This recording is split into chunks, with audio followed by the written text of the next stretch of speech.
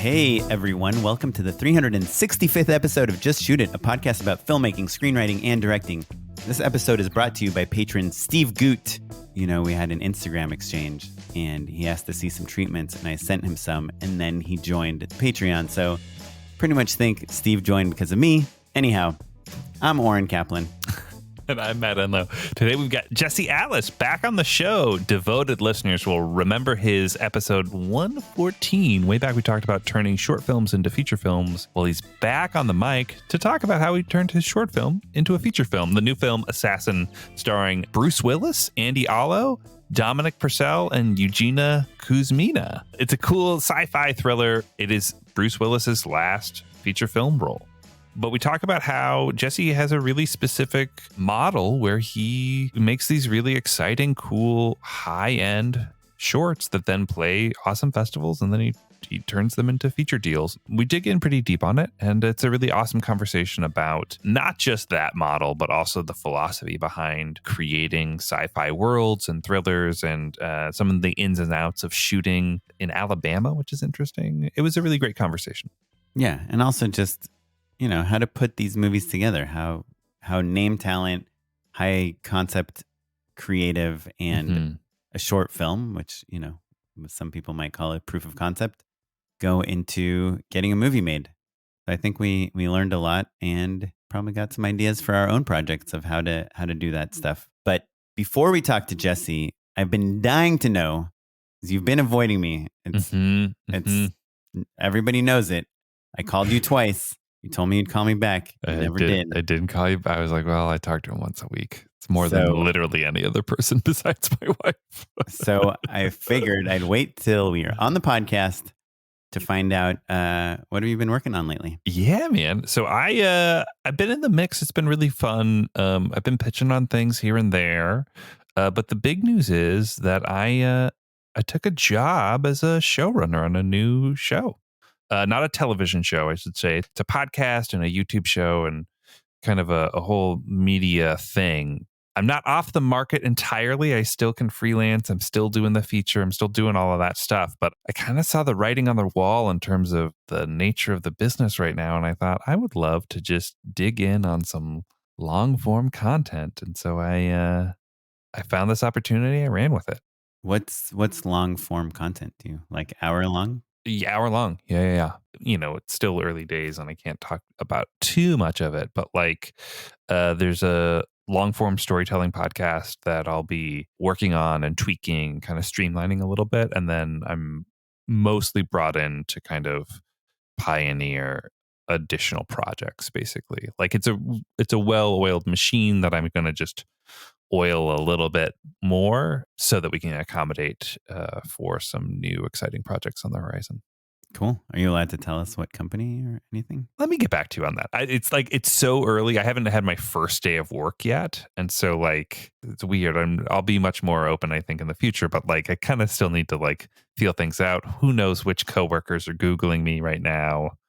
You know, I'm gonna keep it chill until I figure it out. Google rank just skyrocketed. Yeah, finally. In the last 10 seconds. I will say the other Matt Enlow with whom I'm internet friends, the other Matt Enlow who's online a lot. I'm friends with Oren Kaplan on Facebook. He's always like, was this email meant for you? Yeah.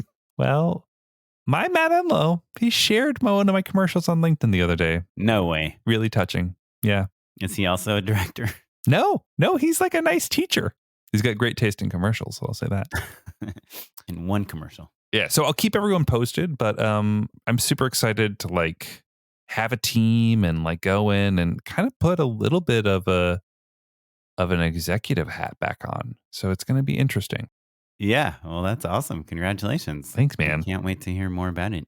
Yeah, it's a sigh of relief. Can't wait for you to return even less of my calls. Honestly, I think I'll be able to be more engaged. Like now I have a very explicit reason to be at a desk, which I think is going to change my life. Yeah, I love desks. Me too. Oren, what have you been working on lately?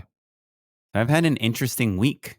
I had a very slow start to the year, as I've talked about on this podcast earlier. I think the whole industry was fairly slow. And it's not that there's no work. There's just less projects. which makes each project much more competitive to pitch, and each project so much more of a bummer when you don't get it. Fewer at bats. Yeah. Fewer at bats, and you're pitching against very highly qualified people because they're kind of going down because there's a potential writer's strike coming up. There's all these things, companies are laying off people. There's less money being spent. Yeah. So it's been slow, but it's Thursday today. In the past week, I've had 3 shoots. Last week, a week ago, I shot Ohio Lottery in Ohio. 2 days ago, I shot Nestle Drumsticks, which is a job, by the way, I got in December. Yeah. And that's crazy. And today, I shot a job for HBO Max. Oh. I shot a sketch for a TV show called Game Theory. And I got the job because I was recommended by Oren Brimmer, past guest. Oh, right on. And they texted me and they're like, hey, are you in the DGA? And I was like, Oren, what do I say? And he's like, well, they can only hire DGA directors. So I said, yes. Awesome, and man. It's, the first job that I got because I joined. So, dude, that's so exciting. I wanted to talk about these 2 jobs because they were both with, name talent. I don't know that everyone, for sure, my mom wouldn't know either one of these names. Today's name probably is an athlete, but we had a script. We had everything set. He showed up to set. We had him for 3 hours. And he said, I was like, hey, how's it going? You need some coffee? You ready to shoot? He's like, yeah, by the way, I probably should have said something earlier, but the script you sent, it's no good. Mind you, we have him for 3 hours, but one of the producers might have told his agent that we'll probably be done with him in an hour and a half, which I was like, why would you ever say that to anyone? Yeah.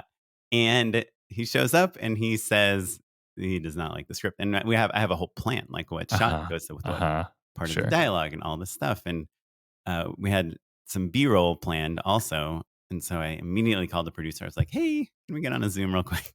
By the way, the producer is in New York, and the whole writing team and everything, they're all in New York. Part of the reason I think I got this job is because they needed someone in LA to do a sketch real quick. And he was like, why don't you shoot the B-roll and we will rewrite the script. Yeah, so we did that and it ended up working out fine, but it was like, stressful. And the producer said, hey, by the way, thank you. I mean, I don't know what else any director would do, but he said, thank you for immediately calling me and like getting us and telling me this and getting the writers on and getting back on track. And, we ended up, rewriting it. He felt basically he's an athlete that was, we kind of tried to write something in his voice and he felt like it was not at all in his voice. We ended up finding a new version. And luckily the writers were like, yep, cool, we're working on it. Give us 10 minutes. And then 30 minutes later, they had a new script. And I showed it to him and he was like, okay, that's a compromise. Well, let's do this. So, that was crazy. My other shoot on Tuesday was bonkers. In like film, like any normal human that doesn't work in the film industry wouldn't think this is crazy. But we had what I would consider very high profile talent. It's a pop musician who is also very big on TikTok, one of the top 20 people.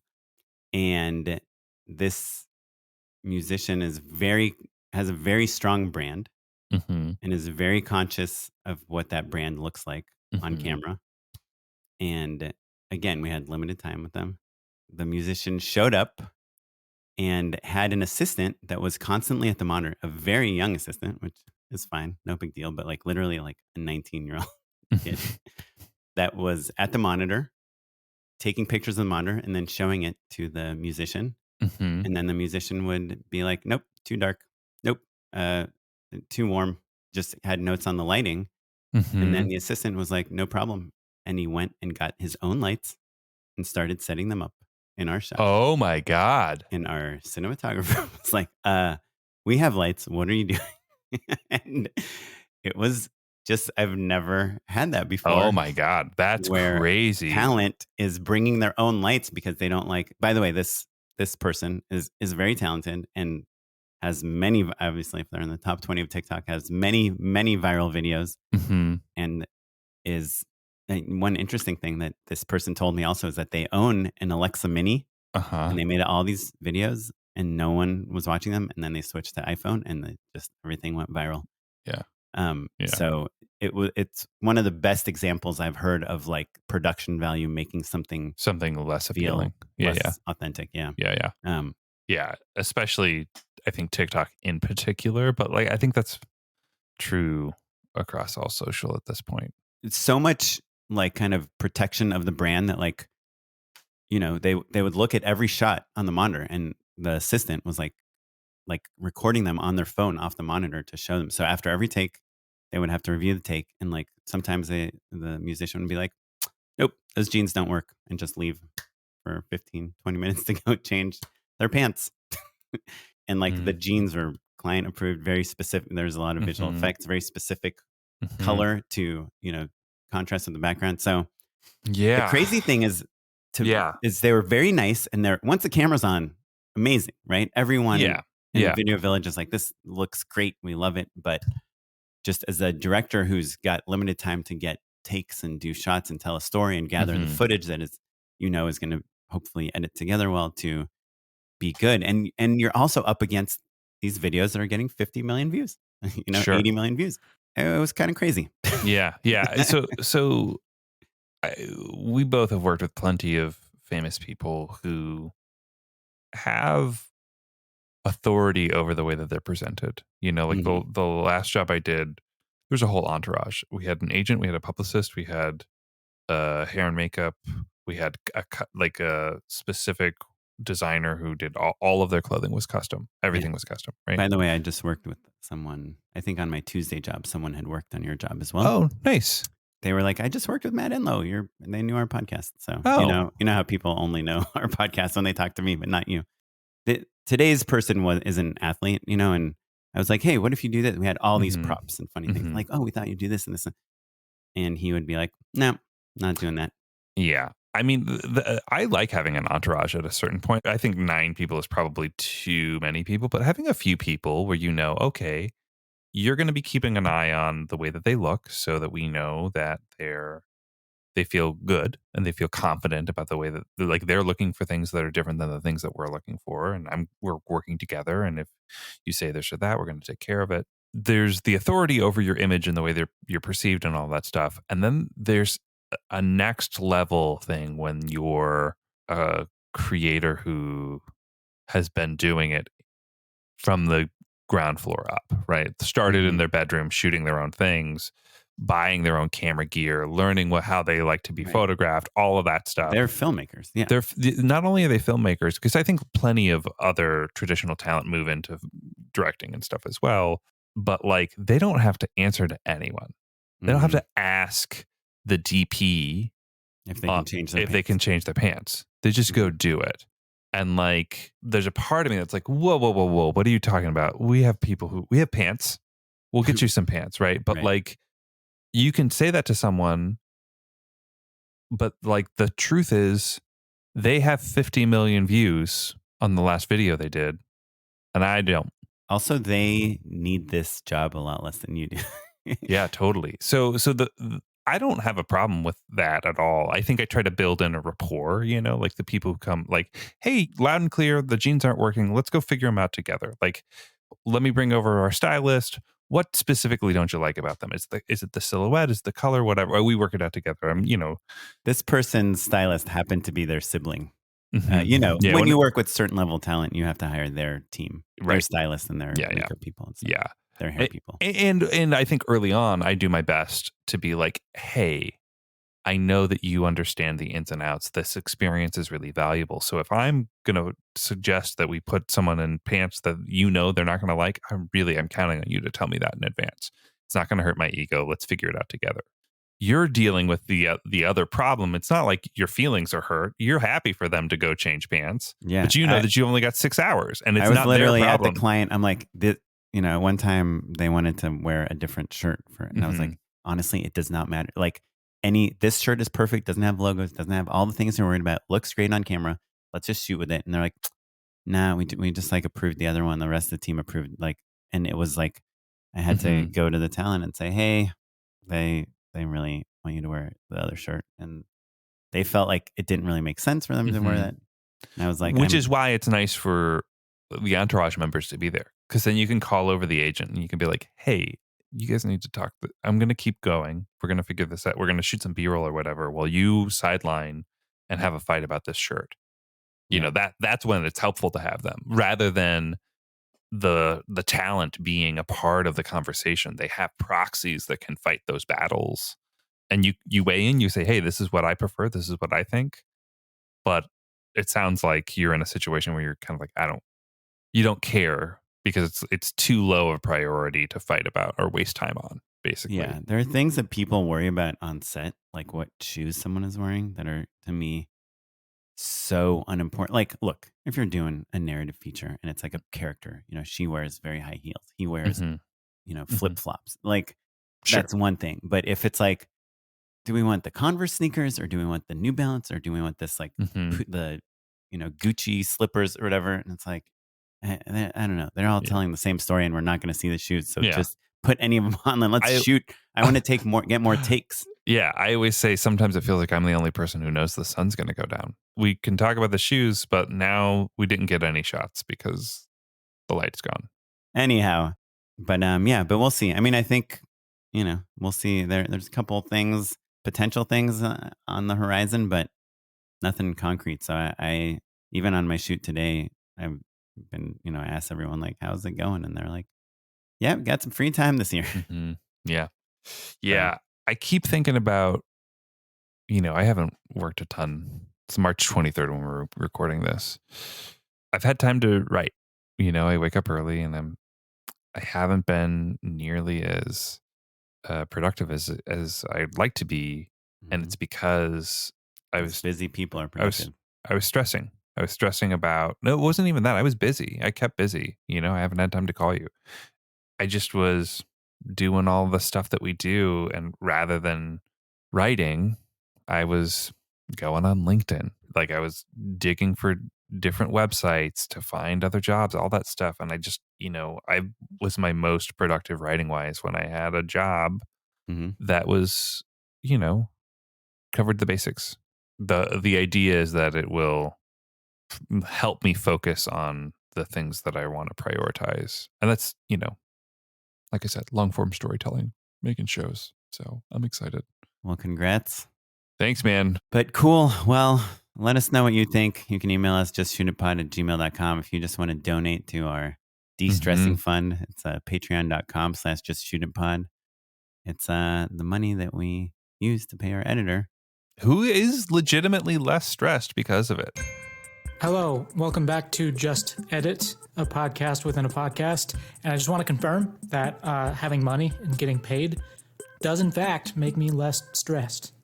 Okay, that's it. That's all I have to say. Goodbye. I'm going to go keep working on my movie. Goodbye. Goodbye, everybody. Goodbye. All right, bye. I'm gone. Sometimes people will write to me on Instagram and they're like, hey, Oren, like I'm shooting this thing. What do you think about this? Like, I don't know. People are all constantly like interacting with me about their projects and things that listen to the podcast. And a lot of them are like, by the way, I feel so bad I'm not on your Patreon. Yeah, you should. Yeah, I'm like, it's totally fine. You don't need to be on our Patreon. No, you don't. Yeah. But if you feel bad, just go to it. Patreon.com/justshootitpod. You can give us $1, $2, $4. $1 is great. Yeah. But $20 will get you a hat. And we're going to talk about new designs. Yeah, new designs. After we finish recording in just a few minutes. In the meantime, check out Patreon, patreon.com/justshootitpod, and listen to this interview with Jesse Atlas. Jesse Atlas, back on the pod. Welcome back, Jesse. Welcome back. 5 years, yeah. I had made the short film "Let Them Die Like Lovers," which has turned into the feature film "Assassin," which they're still alive. They are still alive because they are releasing on March 31st. Thankfully, just to get this out of the way, you said that it's going to be in 10 theaters. Do you know? Or in 10 cities. In 10 cities. Which 10 cities. Oh, this is going to. Oh, now just name 4 of them. Mad at me, 4 of the 10. I'm going to name Los Angeles, New York, Houston, and Orlando, and Chicago, and Minneapolis. Well, congrats, man. That's well done. Just kind of, you know, in terms of getting things out of the way, just so people have a little context, just give us the log line and then we'll do some soul searching right after that. Just tell us what Assassins is about. Assassin is about the evolution of the US drone program. And instead of remotely piloting machines and planes and drones, you can now remotely pilot another person. So we're going into that stage of the near future and following the journey of a soldier who is given the chance to be a part of this program as an opportunity to get her husband back. And we are exploring it through the lens of what this does to your identity and your sanity, and achieving and just bring to the table a story that has always been my MO, which is to balance complex human emotions with high concept genre film. And is the person that you're piloting another human, or are they like a robot? Oh yes, I could put my consciousness into Matt's body and have Matt kill Oren and look like Matt did it, and I would get. You could just ask, dude. Yeah, Matt would be happy. And is that just like a like a microchip type of technology, or is it a more celestial? Oh, it's a technology, but I think if you're familiar with my short films, you know that I don't like to go too much into detail about the specific mechanics, because I think it's a wormhole that can really take you down a 5 to 10 minute exposition detour in your film. But in this film, it's a great moment. So I don't want to give it away, but it is a little bit of an intense way that that your brain is hacked.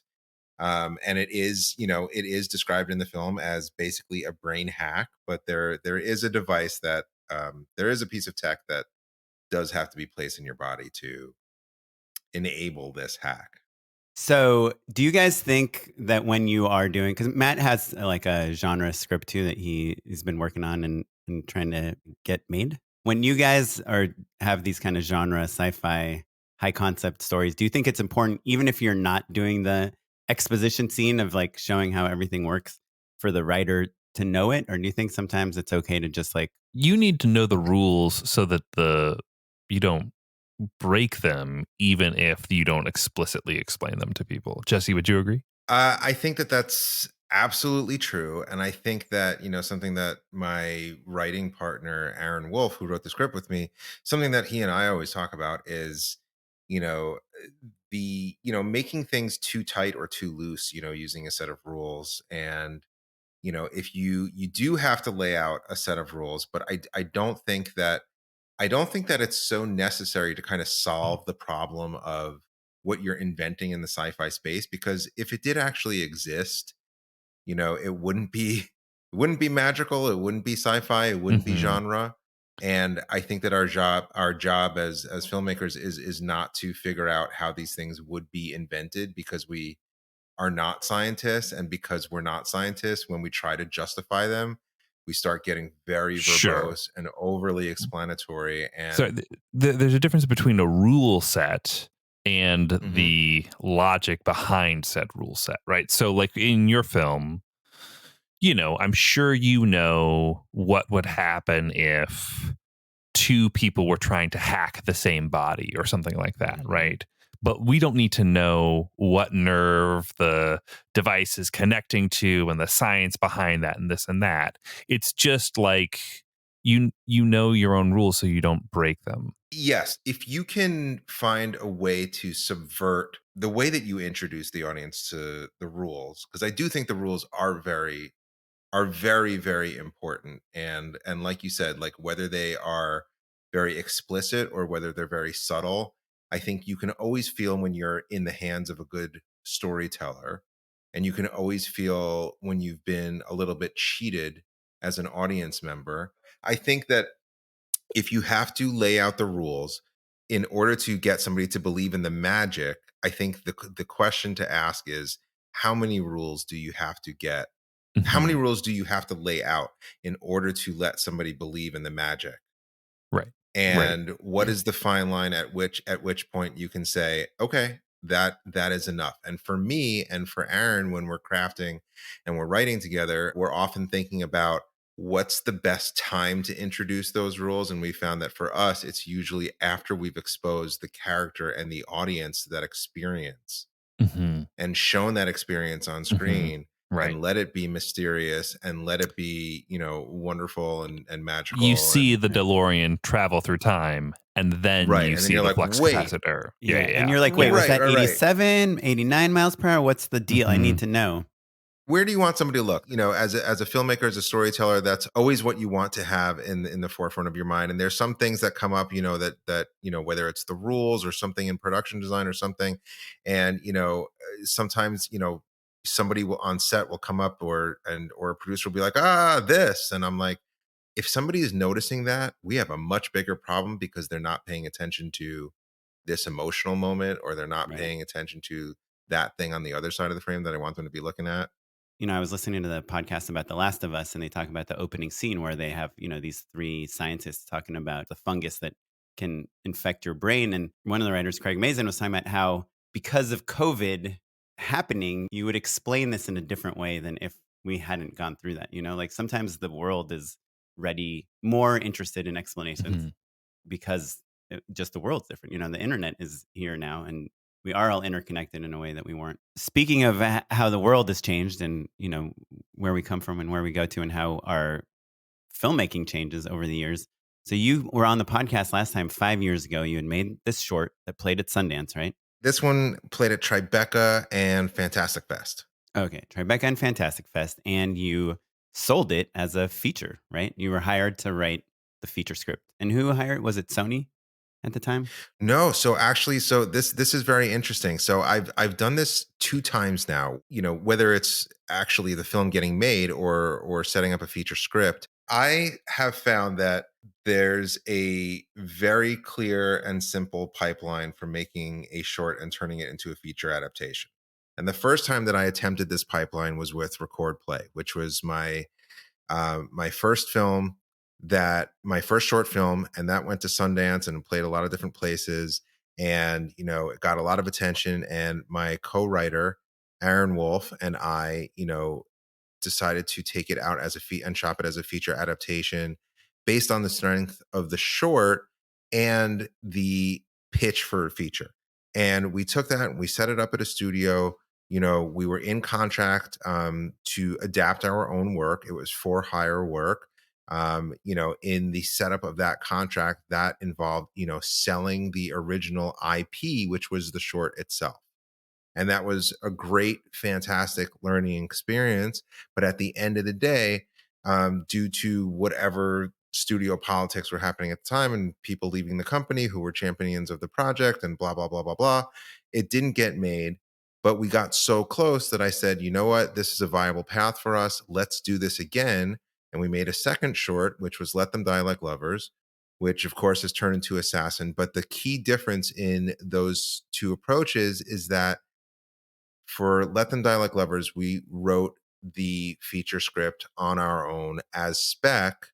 And even once we entered into an agreement with producers and financiers and a distributor, the contract stipulated that we owned the short. Right. Your point being, you're saying the previous one was work for hire. You didn't own anything. You sold out, basically. And this one, you made sure you maintained the rights so that you could make the movie ultimately. If things go control. Sideways. Basically, we owned the underlying material until the first day of principal photography. That was the contract. So that if anything, do you get paid until you shoot? Correct. Yeah. But do they have to option, like when you go into pre-production or whatever, they have to, it's a studio also, right?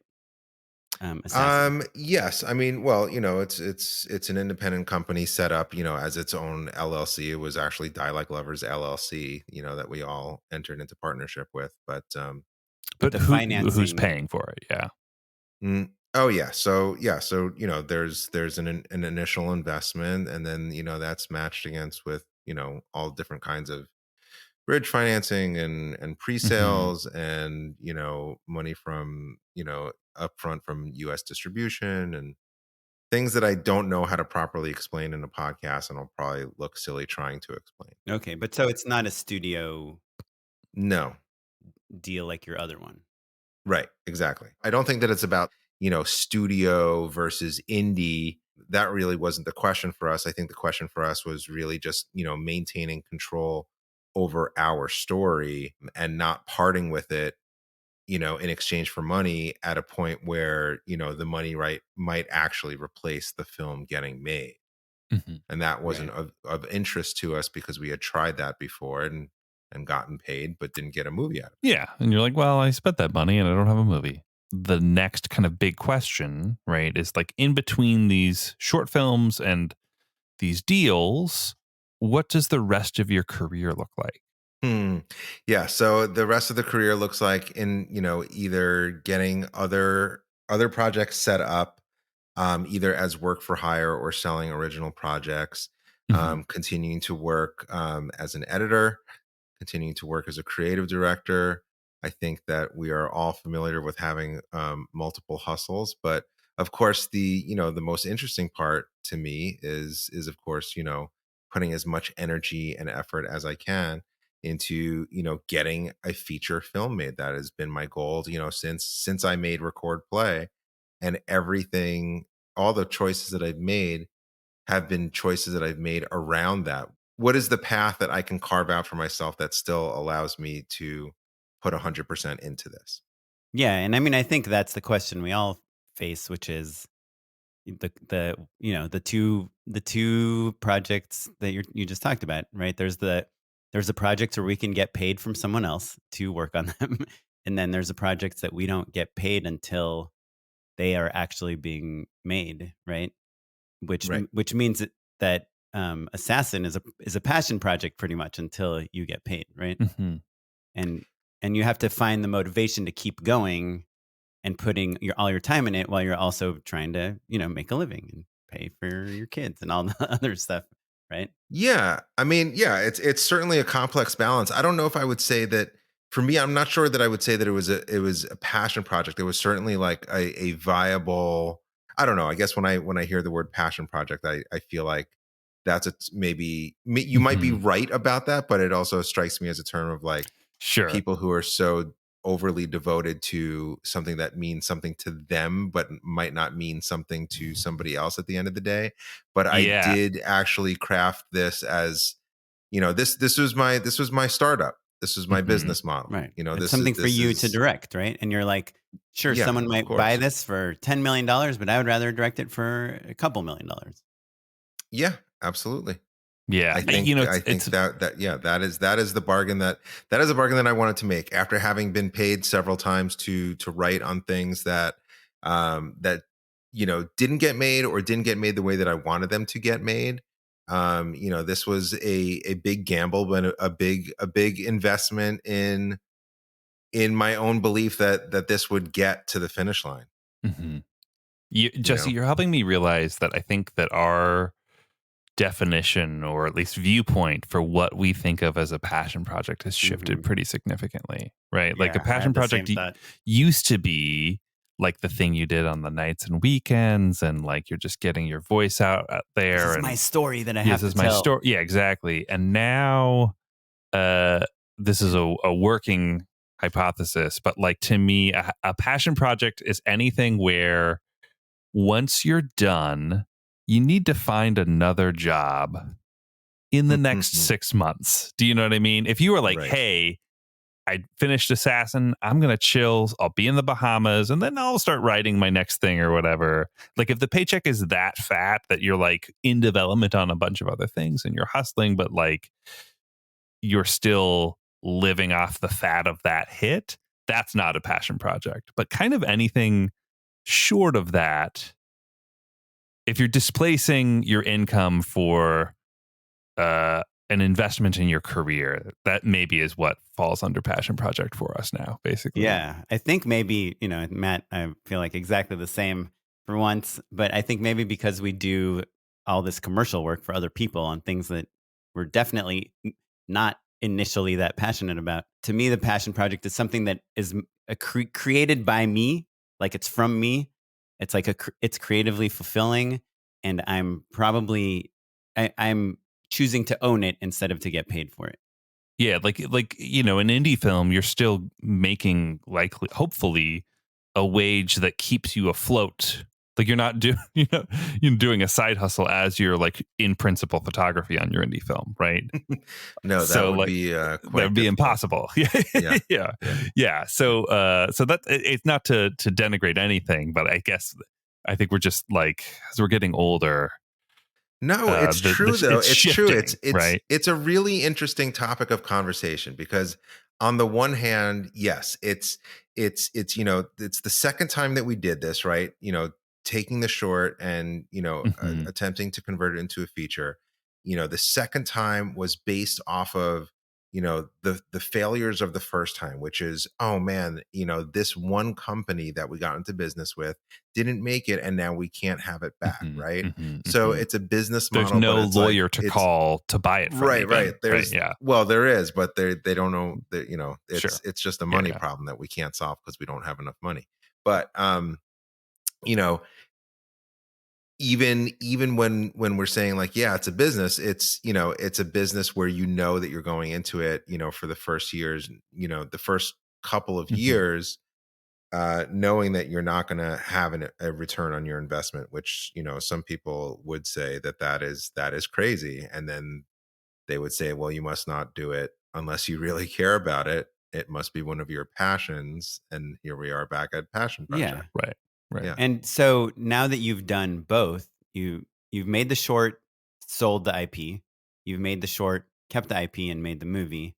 For your next feature project, unless I don't know, like if this has affected your representation or if people are sending you a lot of scripts or things like that, but let's say aside from that, what for you yourself now is the next move? Hey, I want to make another short and see if I can actually sell a script because that's financially lucrative and hopefully it gets made since we already made one, or make a short, write the script and do it, or just skip the short altogether now because you have obviously these two great shorts and a feature.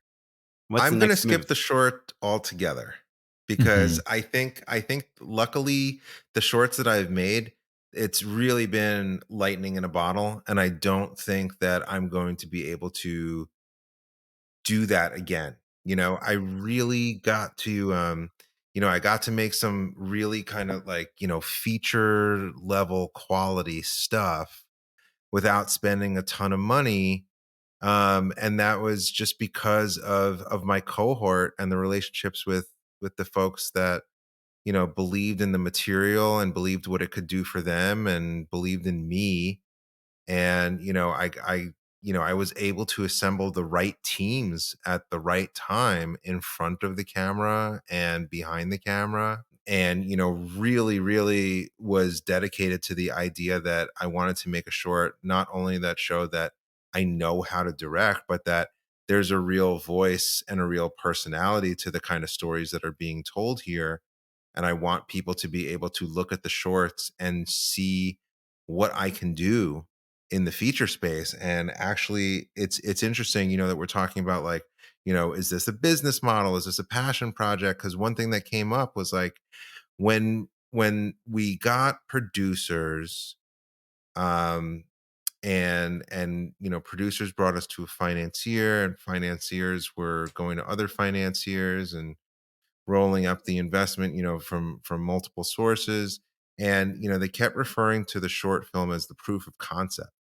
And at first I was, my artist ego was mad, well, what is the proof of concept? Fuck you. It's a short film. It's a complete story, beginning to end. And then, the more that they talked it up to, bigger parties who were getting involved, they were like, look, there's a proof of concept. And I was like, yeah, this is a proof of concept, and I got kind of comfortable with that term. There's no rules on what a proof of concept is. It literally means, hey, here's my concept, and I'm proving to you that there's something. My concept is I'm good at making movies. Right? Yes, but yeah, it felt like, oh, this guy did an experiment, and the experiment has the potential to be a bigger experiment. Whereas I wanted to be called a filmmaker in the same way that I reacted to be like, don't call this a passion project about 10 minutes ago. I really wanted to be called a filmmaker and not like a guy with a proof of concept, That felt like too Yeah. business-like for me in a way that just didn't fit. Well, let's talk for a second about Assassin specifically. So I couldn't help notice that Bruce Willis is in it. Can you tell us a little bit about like how you got him to be in the movie, and like what's the order of operations, between getting Bruce Willis, getting the movie made, getting the movie released, getting him on board? Because that's the the catch-22 that so many filmmakers get to, where like they can't get the movie greenlit without the talent. They can't get the talent without the money. They can't get the money without, So how can you tell us how you? Well, yeah, I mean, look, that's that? always right. That's always going to be part of the puzzle, right? How do you need this to get that, and you need that to get this, and which is going to come first? But very luckily, we were not in that position, and very luckily, the funding had come together. The majority of the rest of the cast had come together. He was actually one of the last pieces of the puzzle to fall into place. And we were able to connect with his team, and he was. And when you say connect with his team, do you have like your agent call his agent, producers? How do you connect with his team? Yeah, producers are calling producers, agents are calling agents. There was other people who were involved that were sharing agents, were sharing agencies. And when we got down to talking, it was like, oh, this is an interesting thing because of I think that the idea that he how do I say this, the idea that he was closing in on his final number of films was coming up, and I thought that it was really interesting to talk to his team, because we talked to his team before we talked to him. I thought it was very interesting to talk about it as kind of like, here's a way for, this is not a Bruce Willis film. He's not in the lead. He's very much a supporting player, but obviously this guy is a fucking legend, and he's a godfather of this genre. And how cool would it be, for him to have this progression of his own arc, where like when you look at something like 12 Monkeys, and he's the guy who's being lifted up in the chair, and there's all these scientists and militarists around him, and being like, hey, here's what you got to do, and here's how this works, and here's what you got to do, and here's why you got to do it. And now, in Assassin, we have, our main character, Alexa, wired up and in the bathtub that's full of ice. And he's literally like, I watched 12 Monkeys last week, and I'm like, yeah, it's kind of like there's really some of the same shots of like he's on the sidelines and just being like, this is what you got to do. This is why you got to do it. And you're doing it because I'm saying it. And what a commanding presence to have in your film, of having that person say it. And also it just feels like, there's the story of the plot in the film, right? And then there's the story of the film. And I think the story of the film, it's so cool that we have Bruce Willis, kind of there to pass the baton on to, this up and coming cast largely, and this up and coming filmmaker, and, to be in a different position literally than he was in, yeah. Back in his, in the late 90s, when he was the guy in the chair, and now he's the person off to the side giving the commands to get in the chair and shut the fuck up and do it. I'm curious. You want to go, man? Just going back just a tiny bit, because I think it was really interesting to hear that Bruce Willis was one of the last pieces, and that, like you said, you've got kind of an up and coming cast that you had already secured financing. What would you attribute to being able to secure that money in advance? Because to Oren's point before, oftentimes it's kind of a chicken or an egg thing, but it sounds like you get to eat your eggs and then go hunt a chicken. Or sometimes, and I don't know if this is the case for your movie, but probably not. But oftentimes you have, hey, we have a movie at $500,000, but if you get this name, you get an extra $500,000. But if Bruce Willis is in it, you get a little bit more or whatever. Yeah. It's more meaningful in these territories or whatever, right? Oh, absolutely. Yeah. I mean, look, I think I don't want to go too deeply into how the sausage is made, because I think that's the show. That is the show. That is you don't need emails and phone numbers, but like for real, like so just walk us through the generalities of the process. I think the business plan was that, we were going to take advantage of, some tax incentives in Alabama, which is not a place that is, so high up on the map yet, but, had a lot of interesting things to offer, especially in, a film that, we were trying to create as many different atmospheres as possible. And really needed to own a lot of different types of spaces, and, spaces that would have been, two times, three times, four times the amount Mhm. of resources, and budget as what we were able to find there. And, we were in a window during the pandemic, kind of coming out of the pandemic, where there was a big demand for, for things to fill, to come, We were in a to drought. be We shot needed and fill the movies. slate, Yeah. in Yeah. the second half of 2022 and 2023. We just found a lot of things that just kind of came together in the right way at the right time. Did you change the script at all when you found out it was going to be Alabama, or like? Yes. Yeah, absolutely. I mean, I think we never really wanted to make a film where it was so specific to locale. Wasn't a big part of the story itself. Like, where in the world is this set? That wasn't a Mhm. real big part of the foundation of the story. But what was more important is that you could feel like the Americana of it, and you could kind of Mm. feel that, this operation was taking place, not off the grid, but, not in the major cities. And it's not like, Mhm.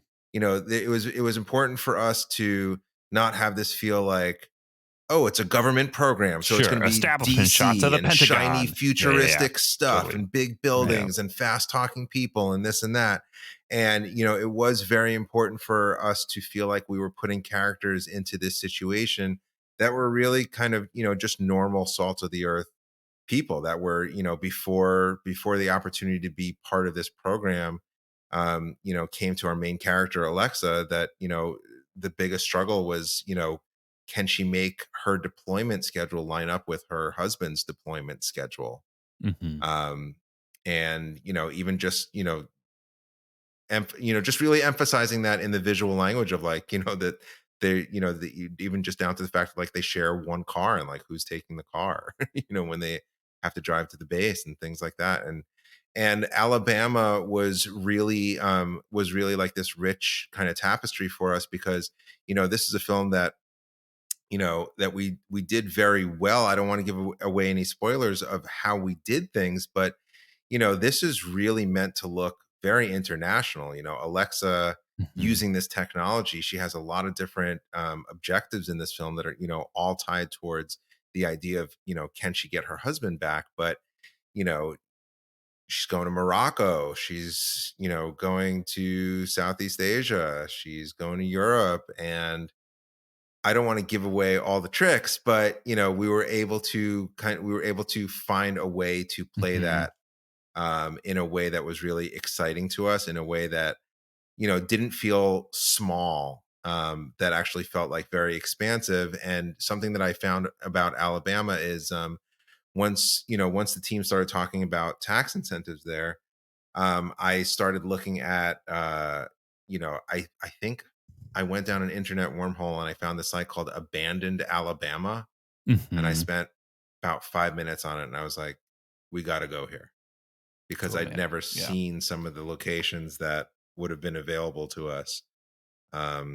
Particularly like the abandoned train station, which we really got to own, and a few other places that I almost don't want to say were in Alabama, because I don't I want mean, to I'm, give the I'm going to audience that push back perception. because, Yeah. the audience of filmmakers, they're going to be like looking. So are there things, so just as a wild hip shot guess, these abandoned spots, right? Mhm. And then like a little bit of green screen or comping in some landmarks here and there in the background. Are there other things that aren't totally obvious that you could do to advise to a filmmaker who's trying to double a location, right? Because I think that's a thing that all of our listeners have had to deal with in some way or another, Mhm. Oh, absolutely. Give us a little nugget. Yeah. I really I don't try to do that because I really find like authenticity is such a big deal to me. Like I still to this day will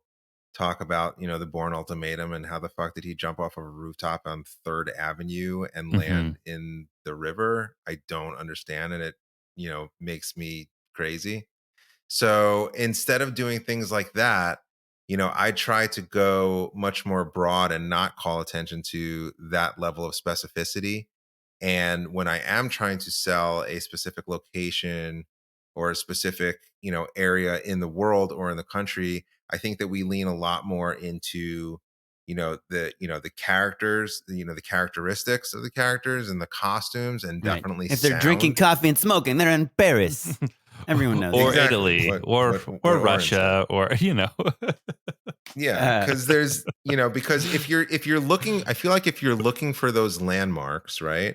If you're looking for those landmarks, then you're looking for a shorthand. And if you're looking for a shorthand, then you're looking for the familiar. And if you're presenting the familiar, then it's familiar and it's something that somebody's seen before. That's cool. So, on the just to finish up on the Bruce Willis thing, and I worked on this movie that had Jesse Eisenberg in it, and we had him for one day, and we weren't even allowed to put him on the poster. It was like we had so little access, but I was like the on-set photographer. I'm barely related to this movie, but something smart that we did with him was we shot 3 scenes, and one was in the beginning of the movie, one was in the middle of the movie, one was at the end of the movie. So it kind of felt like a Jesse Eisenberg film, in a way. And I'm curious, like, when you have a role like the role you gave Bruce Willis, which you said is a supporting role, but kind of like a mentor, like a passing the baton type of role, like, do you try to craft that role in a way that it feels like it spans over the course of the movie, even though it's a supporting role, just because it is like such a huge name? That conversation is not alien to me. That idea. I think that, I have heard other filmmakers speak about that, about like, oh yeah, like we actually were able to get this one person, and we made sure not to shoot all their stuff in the same room so that even though we had them for 2 days or whatever, but or honestly, organically, like what the role was, we didn't really make any adjustments. We didn't make any adjustments at all. But I think that what you're mentioning is a very interesting, kind of trick for sure when you have somebody for only a day or for 2 days. I mean, I think it's like an indie film thing, right, Matt? Like if you get a very recognizable person, you don't want them to just do a cameo at the end. I mean, I think you guys are both kind of hinting at, look, be smart with the amount of time that you have, but also don't sacrifice your story to try and ham-fist something into, something that doesn't make as much sense. Like, don't throw the baby out with the bathwater. No, I mean, I think personally, I probably would have pushed back on that if somebody was like, well, you're going to need, since you have Bruce Willis, you're going to need to Alexa closes her eyes and sees Bruce Willis in the film. Yeah, exactly. Or like spread him out through the film. Like I would be like, huh? What? Sure, I'll give it a shot, I guess. I don't know. Yeah. No, I honestly, I wouldn't. Like, those are the kinds of things that I'm like, that's where the passion project Jesse would come out. There you go. Like, no, I'm trying to think of like how many scenes Yoda had in like across the original 3 Star Wars movies, right? Like, well, I Darth mean, Vader even. Do you know what I mean? The fun fact that I love is that Hannibal Lecter is only on screen for like 11 minutes. Sure, there you Silence go. of the Lambs, really? Which is kind of crazy when you think about it. It's got to be more than 11 minutes. That can't be true. No, I mean, look it up. Yeah, nope. I mean, you have your fun fact fact finder, the internet. I'm gonna do it right now. Yeah, I used to be friends with Al Pacino's assistant like many years ago, and I was like, man, that's amazing. Does he just get like movie offers every day? And his assistant was like 16 minutes. 16 minutes is what it says. Okay. Yeah, 16 minutes. 50%. Pretty close. Yeah. But he's like, he mainly gets offered these like mentor roles. People want him in the movie, but they assume he's not gonna, I don't like. He was saying like he'd love to get more lead roles because he's just been offered these kind of mentor roles, and I thought it was like an interesting thing until he had told me that. I didn't think about like how, like old, like kind of very familiar names do that. Yeah, I don't know. It's we're very interested about this business. We've worked in indie film. Matt's putting together a movie, like all that stuff. Casting is like just such an important part of it, and how I it know, fits I know. into the And creative look, and like the business of it. Yeah. Here's the thing. I think if we were having this conversation a year after the movie came out, we could talk about this in a very different way. But I think that basically what happened is that this is a movie that allowed Bruce to do something that he's done only rarely, I think, in the last decade or so. And it really kind of resonated, and it really and there's some really interesting parallels with with where he's at in his life, and where this is, and again, like in the story, not the story in the film, but the story of the film. It's a very, very interesting coincidence that this is going to be his last release. My final question about him: did you have to get on a call with him to like pitch him the movie before he signed on? I'm an unknown quantity, and he's Bruce Willis, and there's a lot of conversations that have to happen before me and him connect directly. But that was that was part of selling my vision, and why I thought that this could be such a great fit. Whereas like with some of that was the last part of the puzzle. Whereas with obviously with some of the other cast members and some of the other actors, that was like the first thing. Like before you talk money, before you talk to agents, before you talk to lawyers, start with the person. And any advice on what you should do if you have a meeting like that? If one of our listeners has a meeting with like a name person that they're trying to get in their movie, any advice? Well, look, I mean, here in this case, I had some kind of hybrid proof of concept short film passion project type thing. Sure. That really spoke volumes. And honestly, I'm really glad that I had that, because I feel like it was so easy to put that in people's hands and say, look, this is what the film is. It's obviously it's an expansion in a lot of ways, and it's a lot bigger, and there's a lot more complex things about it, and that is why it deserves to be a feature film. But this is the tone, this is the style, this is the concept, this is the way that I see it working, and people were able to have that as a starting point, and I really didn't have to do a lot of heavy lifting because I had that. And I see the difference in that. Even before you two were asking me about what's coming next for me, and in some ways, there's more doors open now because the feature's been made. And even though, the feature hasn't been released, people know that it exists. They've seen the trailer, they've seen the other two shorts.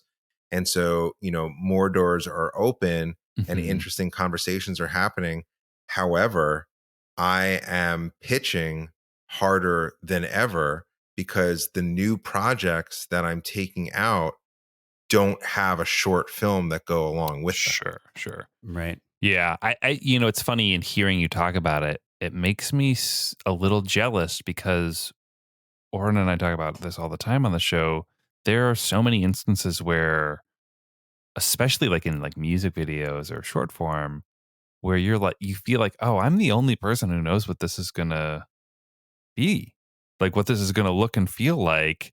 And producers will be like, "How's it going?" And you're like, "It's going great. Can't you tell?" But you have, as the short film as again, a proof of concept in so much as like it proves the tone, it proves the voice, it proves just the concept. You have a seed, a jumping off point for everyone. Now I'm jealous. Which is so much better than a lookbook or a screenplay or any of that other stuff. Like you can literally be like, this is a tiny version, a smaller budget version of the movie, guys. Totally. And yeah, it really just, it removes a lot of questions. It puts a lot of trust back into your hands, and removes a lot of doubt in a lot of ways, especially that obviously, I've faced, that crazy insurmountable mountain of, producers sitting across from you or financier and being like, but he's still a first timer. Sure. And one of the things that I'm just so excited about right now, not only about the movie coming out, but just never having to go into another room and being looked at as a first timer again, because I struggled so hard against that for years and years, and lost this project and that project because eventually I was just beat out by the person who already had made a feature. So See, I think that's so crazy. Like, I feel like if you made like an okay feature that played like some small festivals, you probably have less cachet in the room than if you had a short at Sundance. I think. It obviously depends what it is and how it was received. But like Matt and I debate this all the time because Matt thinks like having a feature under your belt is very valuable to people. I mean, it has to be a good Right. good Like feature is the catch, right? well, look, I think when you make a short, and there's when you make an interesting short and a short that resonates, and it actually tells a complete story and gives people a viewpoint on who you are and what you're trying to communicate. Yeah, like a ton of doors open, people want to meet with you. They just don't have anything to give you. Right. They want to meet with you. They want to hear what you're doing, and it's still on you to bring the project to the party, which is what you've been doing anyway, right? That's like your which is mode what of I've been working. doing anyway. But yeah, it's. I mean, look, there's some cases, sure, but like it's very rare for somebody to make a short and then get handed a feature and have that feature be something completely different than what they did at a short. I mean, I can think of like Sure. Fede Alvarez comes to mind, sure, but that's like maybe that's the only person that I can think of. Whereas more like like the Neil Blomkamp did the short of District 9, and Damien Chazelle did Whiplash as a short. I lost best short at Sundance to Whiplash, so I certainly remember that fact. It's pretty good. I went to nowhere. Don't worry. I mean, yeah. What's he ever done? But at the same time, sorry, Matt. I mean, I just not to talk over you, but I would say the opposite of what Oren said, because yes, you're the hot flavor of the month if you have a great short and it gets you to the party. But then, like I said, like you still have to deliver, right? But I have seen careers take off, and I've watched people that I know make mediocre first films, and they still have a thriving career afterwards. And I think the value in that is not somehow they skirted director jail, but I think the more important thing of value is the person who you're looking to bring on as a producer or financier or distributor or whatever.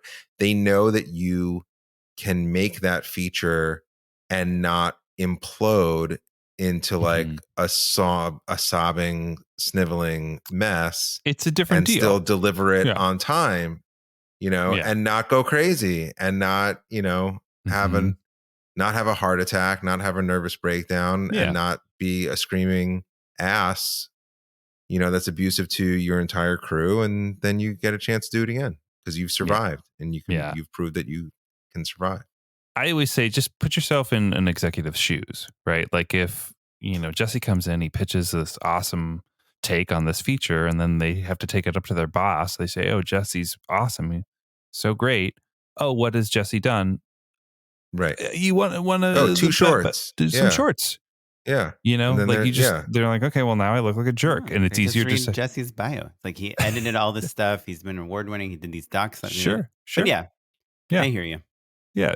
Well, boss. look, I mean, look, it's a brick wall, and you got to break it down. And there's not really a roadmap, unfortunately. You just have to be relentless, and the products that you're bringing to the table have to be undeniable. Well, Jesse, awesome. Thanks so much for coming and talking to us, and letting us know how these movies come together. I mean, this podcast, we tell all our guests, like every other podcast or press thing is like about getting people to go watch your movie, which of course people should go watch Assassin. It is probably out on VOD by the time this episode is dropping. But more importantly, and the thing we really focus on, and I think what differentiates us is less, we care about the person and the career and the director, more than the project. And that's just our thing, even when it comes to our own things.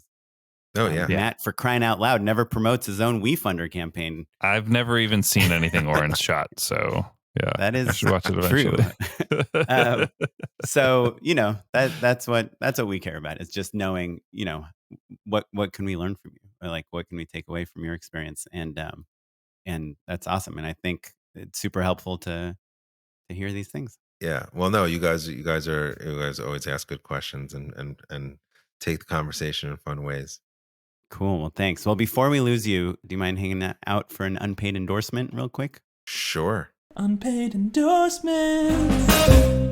So I've got 2 endorsements. One, boy, it's really obvious. I cracked open Unreal for the first time just to play around with it. Here's the thing about Unreal that is super excited, because I did a bunch of Blender tutorials. I've texted Oren images of the donut that I made, all of that stuff.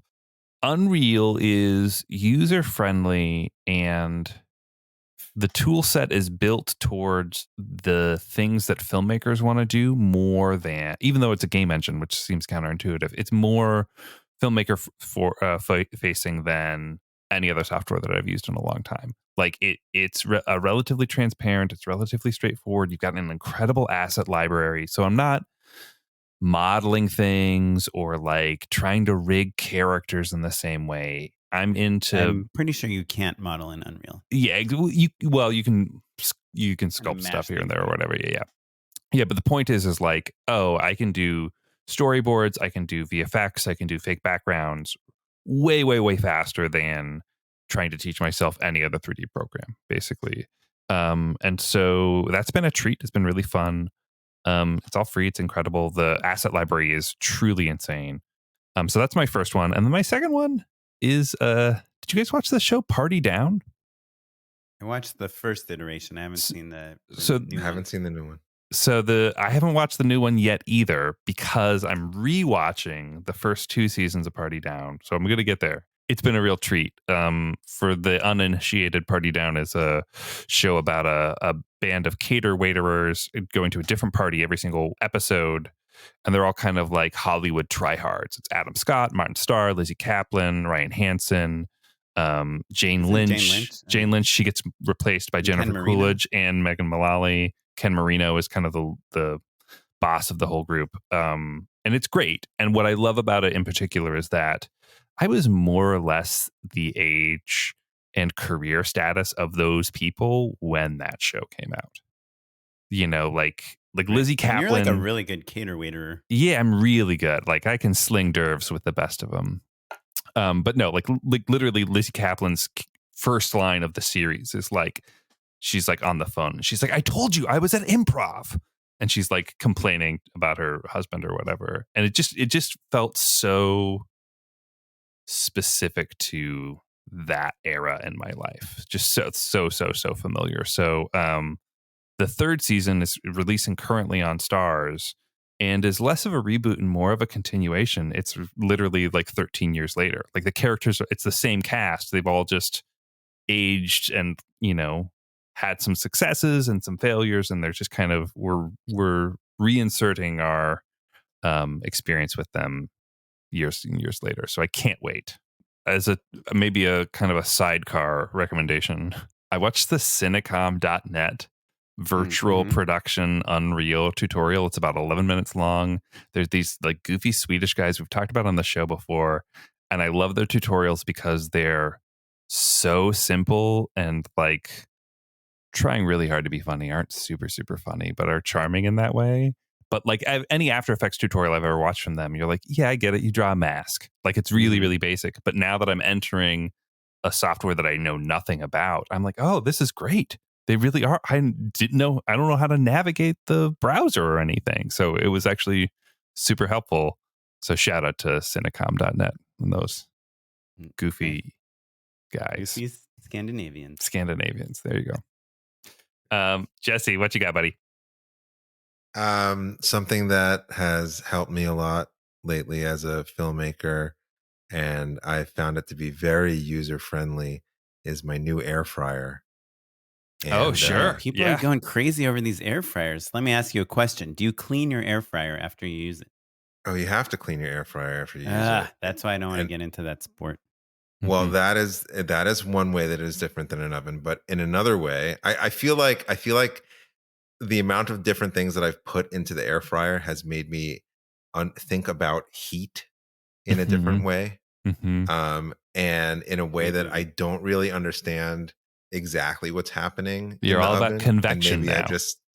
Maybe I just sound like an idiot because I just said I don't really understand what's happening in an oven, but I feel like I can understand how things are cooking and what is happening to them when they're in an air fryer.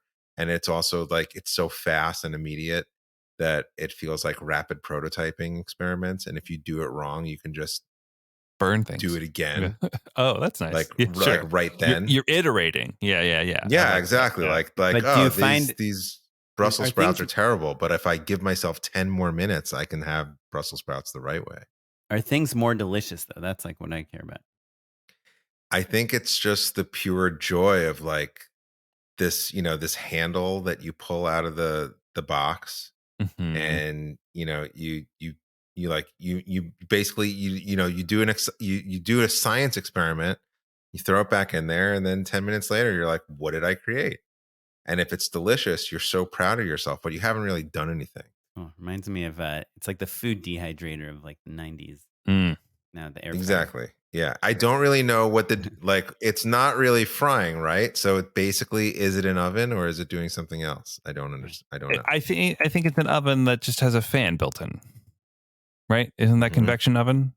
Yeah, I think that's there's it, right? more to it. I don't know. I know that when I did those taquito commercials, we were like, how should we make them in the commercial? And they're like, our number one recommendation is an air fryer. Which is crazy because I grew up on those taquitos and we did not have air fryers back then. So it's kind of like they've realized this product that's been around for like 30 years, they've now realized that is better if you make it in an air fryer. Okay, I'll just do a real quick one. Another Trader Joe's thing. These are like, they're not an A+ item, but they're like a solid B+, A-. They're and I'm like, I feel like I'll be into them for like a few months. They're the Brownie Crisp coffee ice cream sandwiches. So they're like ice cream sandwiches, but they're square, and they have like chocolate chip coffee ice cream in the middle. And it's not like drinking a cup of coffee, but if you got to do a podcast, you eat one right at the beginning, and it little pep in your step. Yeah, lets you last the whole way through. And I find them to be delicious, very delicious. And added bonus, your kids won't eat them because they're very much coffee flavored. That's the first Trader Joe's recommendation that I'm full into. Like everything else, I'm like, oh yeah, I'll give that a shot, and I like it. But like, I'm ready. I'm gonna buy some. I'll report back. Yeah, they're just I think they're $4 to $1. Yeah, so it's like a very low risk investment. Jesse, Oren, and fantastic. I might even put them in the air fryer and see what happens. Do not do that. Not recommended. They're crispy on the outside. Jesse, we don't want to get liquid. Sued. Yeah. So Jesse, if people want to follow what you're doing, do you tweet? Do you IG? Do you TikTok? Yeah, I'm on Instagram, and I'm Jesse Atlas on Instagram, and that is the only social media that I do. But yeah, I'll be posting about what's happening next and what's happening now. And you have a great name. I feel like, well, thank you. It's so easy. Like, we don't need to tell people how to spell it. Jesse Atlas, but it's like kind of unique. So it's not like a million people have it, but it's very easy to remember. It's memorable. Yeah, it's good stuff. Cool. People ask me if I've made it up, and I did not. You say no. Actually, the name. Yeah. If you want to tell us what you think about Jesse's insane ideas, if you want to ask us a question, if you want to tell us about how you attach talent to your movie or how you put your movies together, tweet at us at JustShootItPod, or even find us on Instagram. You can go to my website and send Matt a message. Go to Matt's website, send me a message. And you can follow us across all social media at JustShootItPod. You can follow me at OKaplan on Instagram. And you can follow me at Mr. Matt Enlow. This episode was edited by Noah Bayshore. Thanks, Noah. And produced by Tyler Small. Thanks, Tyler. And you're listening to music provided by the Free Music Archive and the artist Jazar. And we'll catch you next time. Bye-bye. Bye.